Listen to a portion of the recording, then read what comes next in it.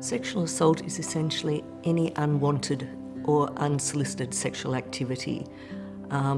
If somebody approaches you, touches you in a manner that you don't want to be touched, that could constitute indecent or sexual assault.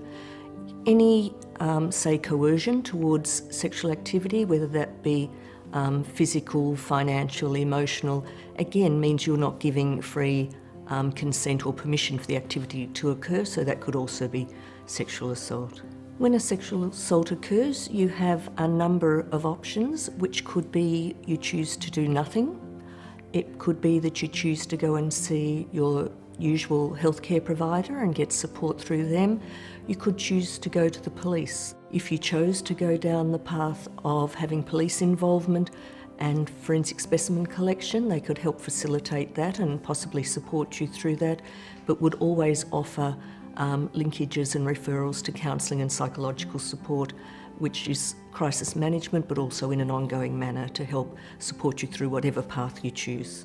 In terms of disclosure, I had to be ready to talk about it. The perpetrator was known to my family and friends. It was hard for a long time. I didn't say anything to anybody. In some ways it was harder to talk to the police because I always had this vision of that they weren't going to be helpful, they weren't going to be believing, they wouldn't have time to deal with me.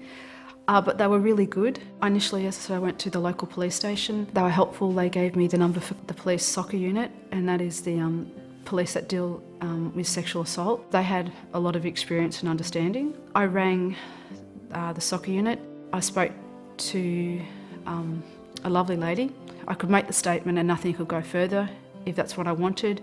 They gave me ample opportunity to decide what I wanted to do with my statement. The process of reporting a sexual assault to police is that you would make contact with the police, whether that's by yourself turning up to a police station or through a phone call.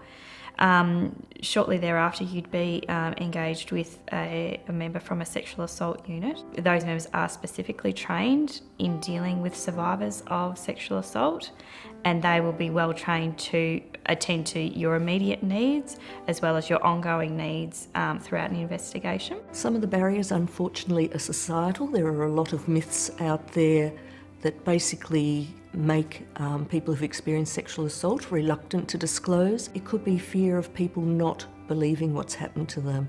And I guess in some ways one of the most common things is that sexual assault occurs by an unknown person. More often than not is someone that you know and is close to you. So there are often concerns around safety if you're going to be doing those sorts of disclosures. So people usually really consider it for a long time before they actually make that disclosure. As a survivor, your right is to feel safe in the community. When you go home, when you go to work, when you go out at night, it's your right to feel safe. And part of that feeling safe may be that you need to tell your story either to the police or to a counsellor or to, a friend. Because sexual assault is an act of violence and it's usually very disempowering for the person who experiences it. So for them, I feel it's important as a healing part for them to be given back control and to drive what happens for them from here on in.